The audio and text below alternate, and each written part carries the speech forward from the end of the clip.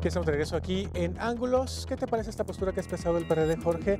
Y sobre todo también te preguntaría si en algunos sectores sí se requiere de más iniciativa privada en petróleos mexicanos, pues para que haya esa modernización, para que haya avances, y cómo le ha ido a otros países que se dice que ya dieron este paso de la privatización.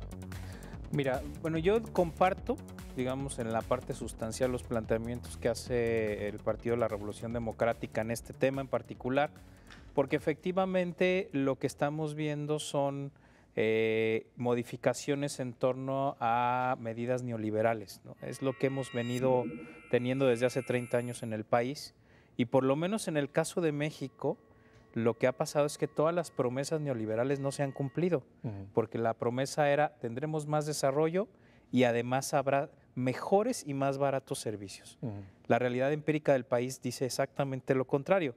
Tenemos más pobreza, de hecho la Coneval en su último informe nos dijo que seguimos en la lógica de incremento de pobreza general y de pobreza alimentaria, pero además, por lo menos en los campos donde se ha privatizado, ni ha mejorado el servicio sustantivamente y además las tarifas son más caras.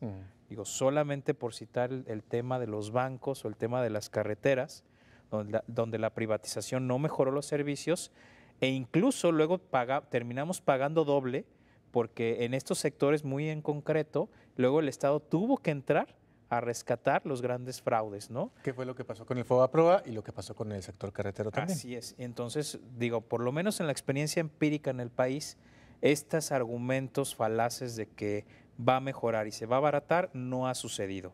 Eso no ha pasado, ¿no? Igual que nos preguntan en el caso de Telmex, etcétera, etcétera. Muchas de estas empresas que se han privatizado, ¿no? Eso por un lado. Bueno, incluso, perdón, hasta en el término de concesiones tampoco ha funcionado. Por ejemplo, nuestros servicios de recolección de basura, por citar lo más local que tenemos, que están concesionados, tampoco hemos visto mejoras sustantivas, ¿no? Incluso, por ejemplo, en ese caso, a pesar de que la ley dice que ya en este estado tendríamos que estar reciclando desde hace un año, pues eso no pasa. Claro. Digo, solo por citar casos concretos. Ahora, en otros países la experiencia privatizadora no ha sido tan buena como se plantea.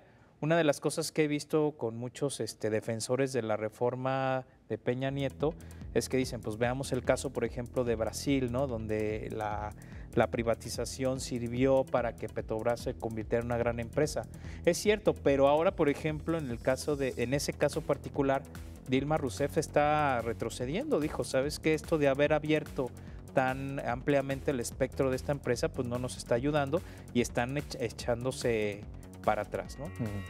Entonces lo que te quiero decir es que empíricamente ni en México ni en otros países se sostiene que la privatización de sectores fundamentales de la economía ha generado mejores dividendos. Ahora, está el otro modelo, el modelo de Venezuela, en donde todo es dependiente del Estado. PDVSA es también, como en México, la empresa que sostiene al gobierno y además le da para hasta mandar dinero a Estados Unidos, también le vende, y a Cuba, ¿no?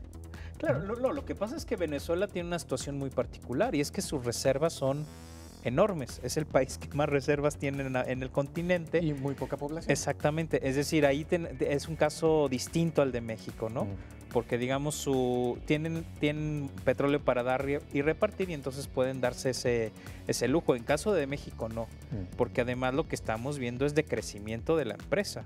Digo, el principal pozo, el histórico pozo que es Cantarell, ya ya empieza en el declive de su producción. Entonces, efectivamente, sí empieza a minorarse la producción petrolera. O sea, sí hay que eficientar a la empresa. Yo creo que en eso todo el mundo coincidimos. Claro.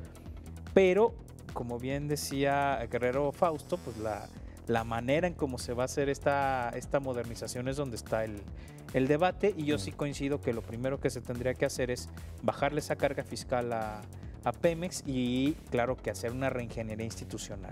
Ahora, desde lo político, ¿era el momento para lanzar esta reforma? De ninguna manera, y qué bueno que lo preguntas. Ahorita, bueno, el gobierno tenía 3 grandes iniciativas que iba a discutir en este segundo semestre. La primera, obviamente, eran las leyes reglamentarias de la educación, luego venía reforma energética y después venía la reforma fiscal, lo del IVA.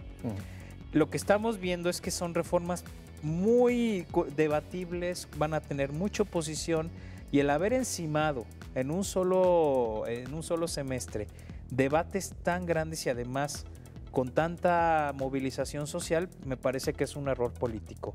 De hecho, ya se empezará a discutir la reforma energética y todavía no terminan de aprobar las 3 leyes reglamentarias de la reforma educativa. Bueno, 2 ya están, falta una que es la central. La importante, ¿no? La que va a hacer que los maestros sean evaluados y que si llegan a ser directores es porque tienen competencia para ello. Toda esa modificación, que es la más sustantiva, es la que no se ha aprobado, y lo que tienen es a la Ciudad de México pues en un caos de movilizaciones, ¿no?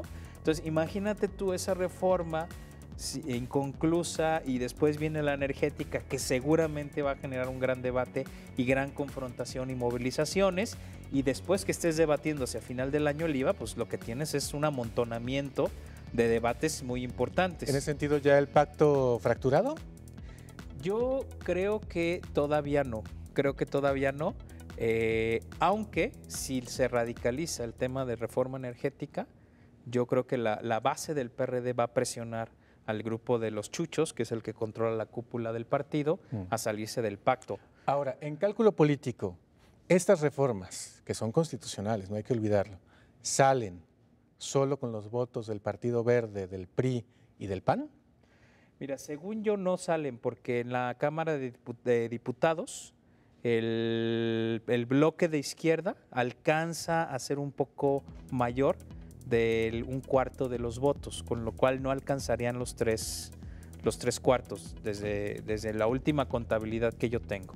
En la Cámara de Diputados, en el Senado sí, en el Senado la unión de todas las del PAN con el PRI y los otros partidos pequeños, sí la pueden alcanzar, pero no en la Cámara de Diputados. Pero es un tema tan relevante, y además el PRI sabe que no lo puede sacar sin consensos, que de hecho por eso están utilizando la figura de Lázaro Cárdenas mediáticamente.